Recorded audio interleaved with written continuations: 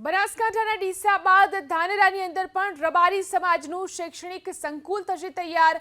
ધારાસભ્ય માવજી દેસાઈએ નવરાત્રીના પાવન પર્વમાં જ સમાજના મુખ્ય આગેવાનોની ઉપસ્થિતિમાં કર્યું ભૂમિદાન।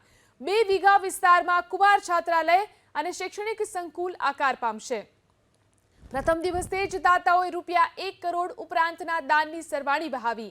આ સાથે જ ધાનેરા તાલુકાના 50થી વધુ ગામમાં શિક્ષણ રથ આગામી સમયમાં પરિભ્રમણ કરશે।